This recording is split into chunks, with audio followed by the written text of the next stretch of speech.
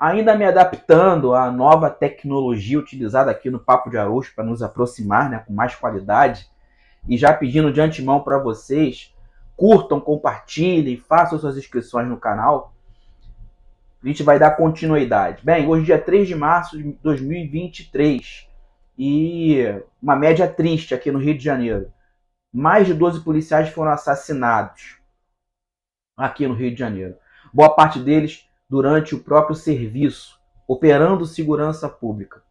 Para começar a nossa conversa, eu deixo uma reflexão. Policiais não deveriam morrer operando segurança pública. Cidadãos não deveriam morrer durante uma operação de segurança pública. Crianças não deveriam deixar de ir às escolas por operações de segurança pública. Pessoas comuns não deveriam ter armas, legais ou ilegais. Essa é a grande reflexão para a gente começar o vídeo de maneira bem clara. Voltando ao assunto fração de Estado, falada, dito, explicado por Jefferson Araújo, a gente vai continuar falando sobre Estado para entrar nesse assunto específico chamado segurança pública, assunto específico e complexo. Bem, o poder político criado pela soberania, né, da sociedade organizada, criou o Estado. E o Estado precisa ser limitado. E é para isso que existe a Constituição. Para solidificar esse Estado, o Estado organizado. Lembrando, Estado, população, território, cultura, Constituição e soberania. O Estado criou a Constituição, né? Ela faz parte do Estado, não é isso? Sendo assim, Constituição, um conjunto de normas jurídicas supralegais que limitam o poder do Estado e direitos e garantias. Nesse aspecto, direitos e garantias, nós entramos, de fato, na segurança pública que é descrita na CF/88, no artigo 144, que diz que segurança pública é direito de todos, dever do Estado e também responsabilidade de todos. Mas espera aí. Como seria essa responsabilidade de todos? Como seria esse direito de todos? E como seria ou é o dever do Estado? O conceito de segurança pública não é pequeno. Não é simplista. Não é relativo. O conceito de segurança pública é amplo. Para dar um exemplo bem claro para vocês, lá em São Paulo, na última tragédia que tivemos aí, no litoral de São Paulo, onde atuou com muita força a Defesa Civil e também a Polícia Militar, ou seja, Polícia Militar e Corpo de Bombeiros, a Defesa Civil trabalhando forte, duro. Isso é um conceito de segurança pública também. Só para deixar uma observação aqui, a Defesa Civil em São Paulo nasceu exatamente com uma tragédia no mesmo litoral, o litoral norte, em 1967. O conceito de defesa civil nasceu antes disso no Reino Unido.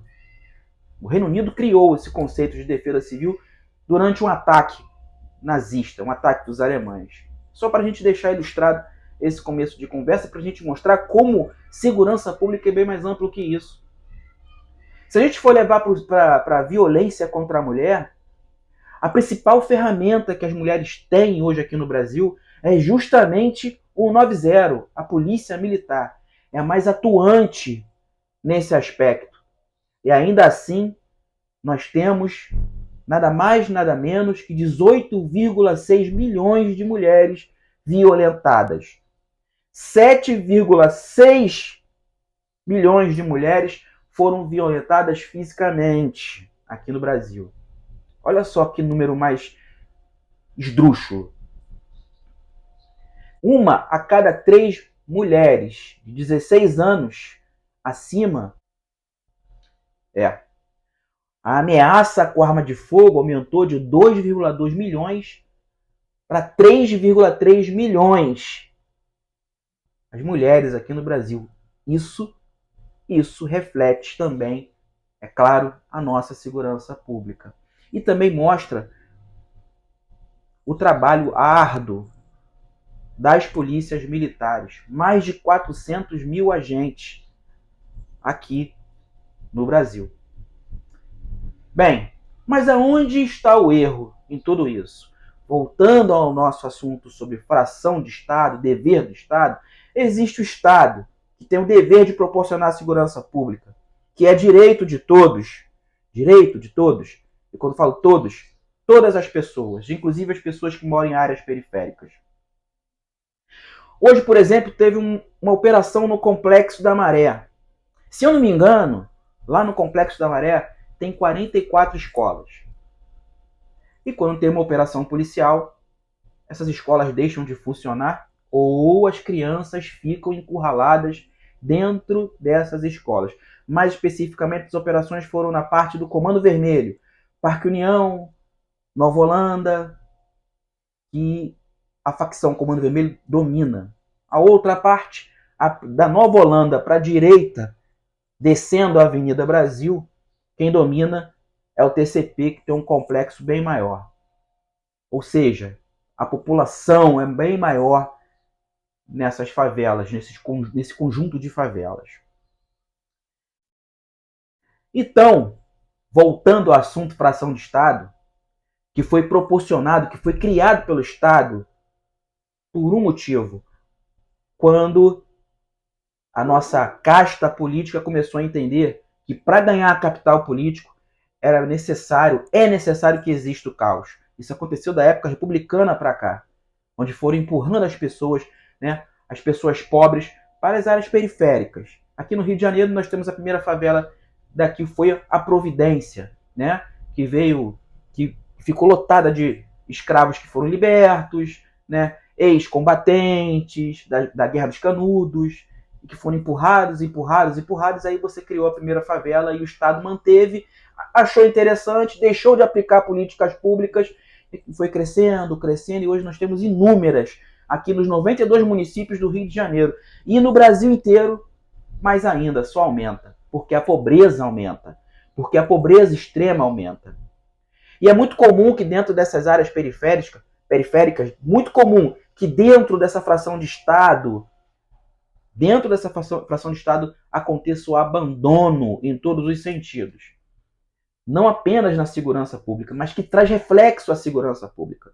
Quando você não tem regulação fundiária, você tem reflexo na segurança pública. Quando você não tem gerenciamento de riscos, você tem reflexo na segurança pública. Quando você não tem saúde, a nossa saúde, lá, a atenção primária, lembrando que a nossa saúde é composta da atenção primária, atenção secundária, atenção terciária. A atenção primária é a base do SUS, do Sistema Universalizado de Saúde.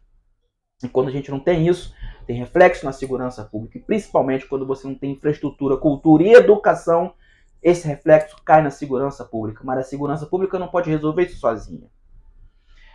Não, porque aí acaba se tornando um campo de guerra, do pobre contra o pobre, das pessoas do mesmo Estado lutando entre si.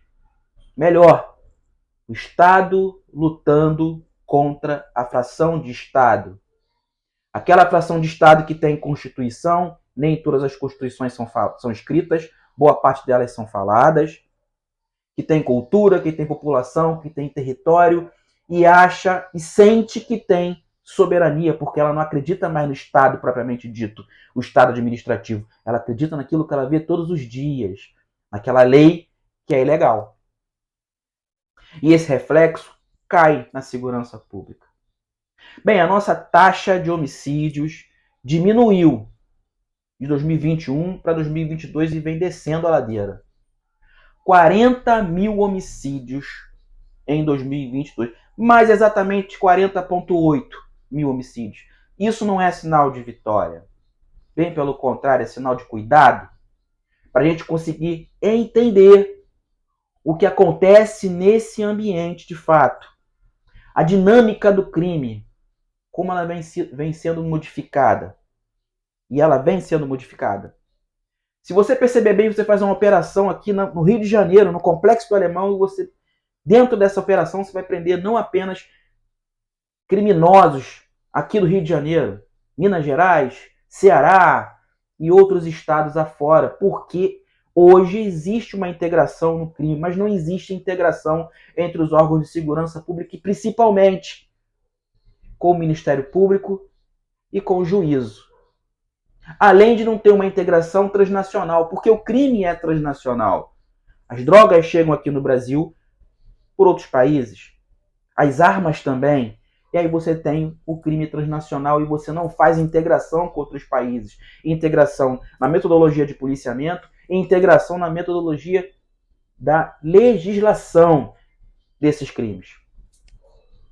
E aí você fomenta o ambiente, cria mais caos dentro da sociedade brasileira. Fora isso, você também não tem atualização nos órgãos de segurança pública. O artigo 144 continua antiquado, não houve nenhum momento, uma tentativa de remodelar a arquitetura do 144, atualizando as polícias, buscando o ciclo completo, modificando a estrutura administrativa das polícias, sim, modificando a missão delas. Porque já que o crime é tão dinâmico e vive mudando, né? Vive se remodelando, as polícias têm que fazer isso, porque o Estado tem que prestar atenção nisso. E enquanto isso, nós temos mortes de policiais, mortes de cidadãos, e continuamos com a sensação de segurança pública péssima, principalmente violência urbana horrível. Voltando aos dados para a gente poder encerrar esse vídeo, eu vou passar alguns números para vocês. As maiores quedas nos homicídios aqui no Brasil ficaram no estado de Amapá, Roraima e Ceará. 28,8% no Amapá, 14,1%. Em Roraima, no Ceará, 10%. As maiores altas ficaram em Mato Grosso, Acre e Roraima. Destaque negativo, São Paulo e Minas Gerais. São Paulo com 21,1% de aumento no número de homicídios e Minas Gerais com 6,3% de aumento. Lembrando que muitos criminosos de Minas Gerais estão sendo presos aqui. Então nós temos duas facções no Brasil que aprenderam a fazer integração, estão crescendo, fazendo uma exportação de cocaína muito alta, aprendendo a lidar com isso da maneira empresarial, e as polícias não aprenderam ainda a buscar evolução para combater o crime dessa forma. Enquanto isso, nós continuamos perdendo policiais, cidadãos e todo esse aspecto, infelizmente, porque se você tem um país violento, você não tem evolução socioeconômica, você não tem segurança em nenhum sentido para continuar levantando a nossa base econômica por aqui. Bem, a gente encerra assim esse vídeo de quase 14 minutos. Tem assunto para quase 1 hora de vídeo. Eu peço a vocês que compartilhem, que falem, que contestem, mas essa é a realidade. Esse é o primeiro vídeo. Nós faremos outro ainda. Jefferson Araújo, um barco remando contra a maré.